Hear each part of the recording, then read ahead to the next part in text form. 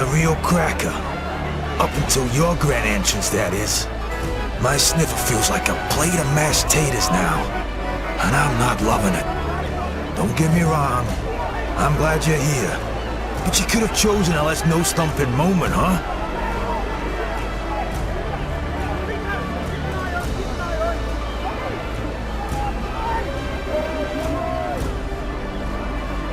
Pathetic? Mate, you must be pulling my leg. Grotweir the Crusher is anything but pathetic. He's straight out of the Stonecutters gang, a street-fighting legend from the old world. Though he's been retired for at least 20 years. I just hope he didn't hear you. See that fella over there? Looks like an elderly hedgehog. He and Grotweir had a bit too much to drink one night and got into a scrap. Grotweir, being Grotweir, knocked out every single one of the poor bloke's teeth. To be fair, they were so plastered that neither recalls what the disagreement was about. But I reckon the one who still got his teeth was probably in the right. All right, it seems we got off to a bit of a rocky start. Let's wipe the slate clean. Mr. Now it's time I introduce myself. Name's Michael Mortensen, but mostly folks call me Mick Rosie.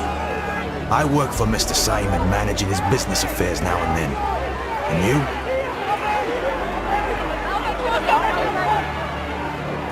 Well met indeed. Now, let's get down to brass tacks. In the new world, everyone's got a debt hanging over their head. Me, for example, I have to get you to Mr. Simon. But there's a snag. I took a beating, and now I owe Ernie. Ernie's the bloke with the purse and the trusty notebook. Don't take this the wrong way, mate. Not holding a grudge or anything, but I got knocked out because of you. It's a bit of a tangled tale, but now it's you who's got a debt to settle with Ernie. We're not going anywhere until that's taken care of. You follow me?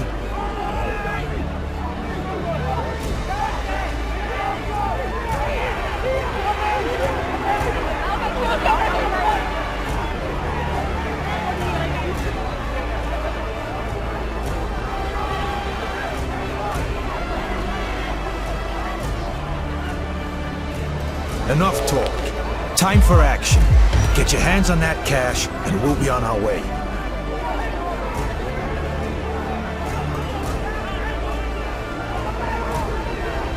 You're in the port, buddy. To make a few dollars, you can try your luck with some portside gamblers, indulge in a bit of pickpocketing, or maybe just rummage through a few bags, the usual routine. If you're feeling adventurous and want to reel in a bigger catch, have a chat with Ernie and consider stepping into the ring with Grotweir the Crusher. But I'll be straight with you. He's a tough nut to crack.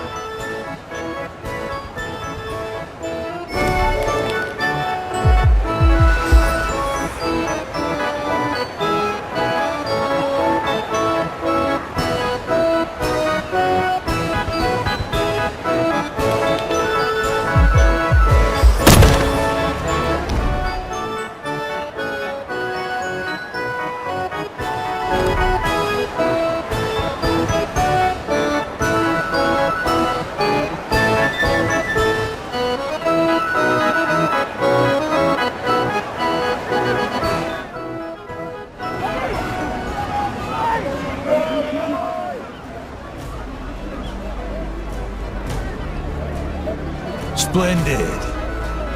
We can go now. By the way, where's your suitcase? Mr. Simon said you would have one. Didn't you pick it up yet?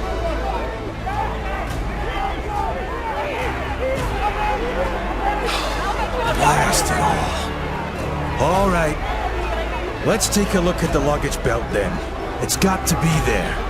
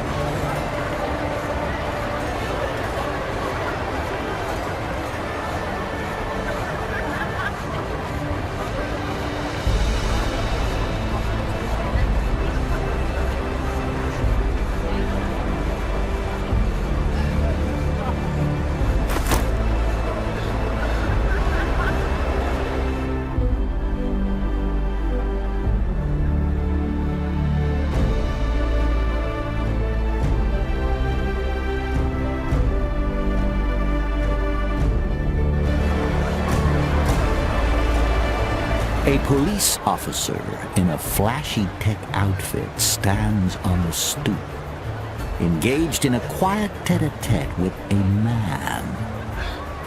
For some reason, this piques Mick's interest.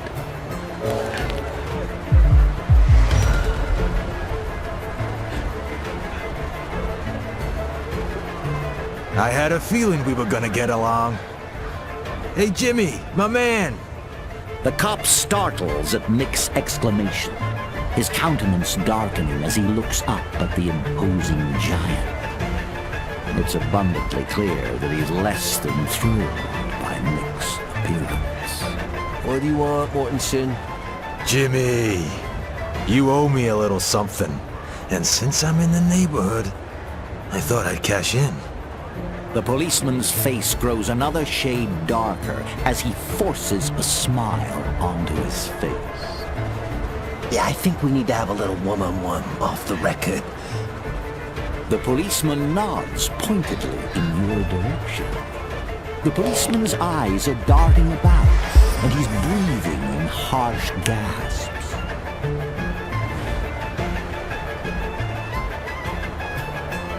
Without ever taking his eyes off the policeman's, Mick wordlessly extends an open hand. Jimmy hesitates, but only briefly, his gaze snapping from the towering giant to you, then back again.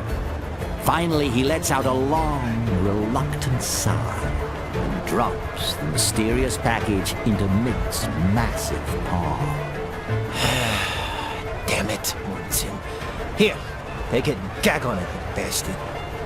Mick grins with satisfaction.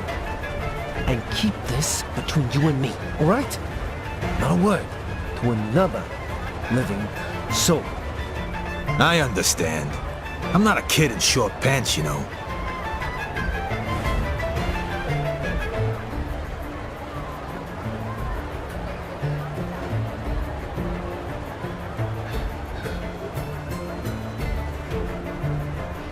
Old Jimbo and me, we've got some history. Every now and then, I can touch him up for something good. He ain't as rotten as some of the other cops. But you gotta show backbone, or he'll rob you blind. How do I put it? To stay in prime condition like this requires a little something extra. Hold on a sec. There's something I've got to take care of. Mick carefully unwraps the parcel to reveal a tiny heap of crystalline powder. It shimmers with different colors in the sunlight. Awesome. I'd have never made it through the mines without it. I was popping every single day. The work was that brutal. Thankfully, one of them flying critters was a friend of mine. Mick expertly snorts up a dose of orphan, and a blissful grin takes over his face. Feel like giving it a shot? It'll toughen you up. Orphan is a potent drug which amps up your strength and reactions, but leads to a painful aftermath later. Moreover, it's highly addictive.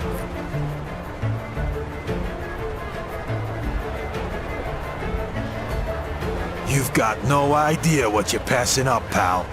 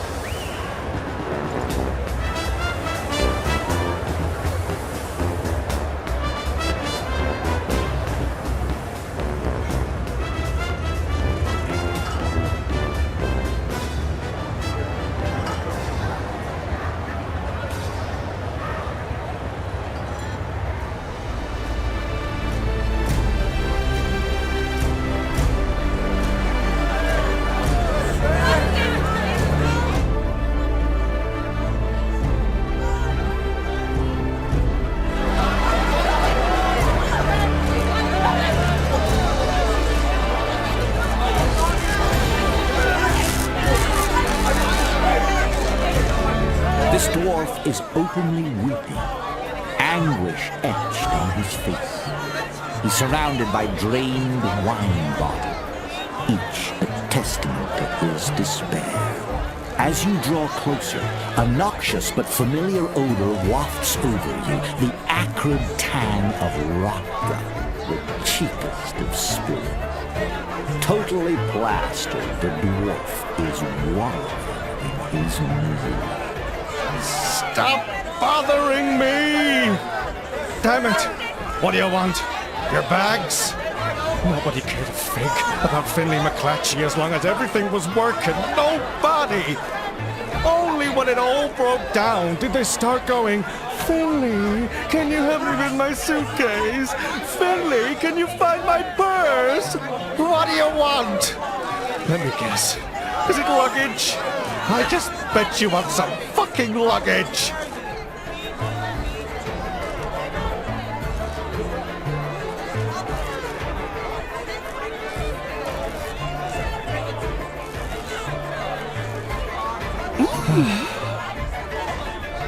It's like this.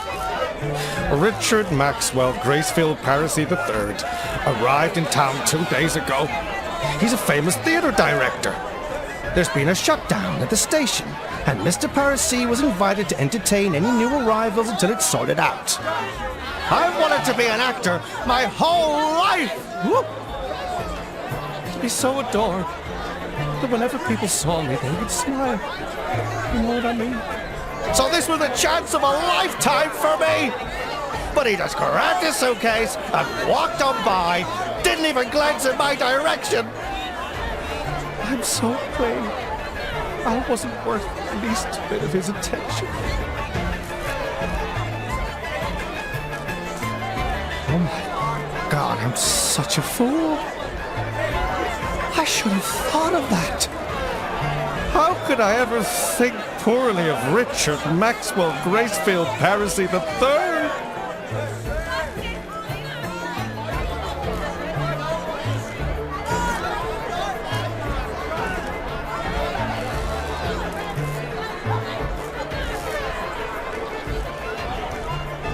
Oh, thank you so much.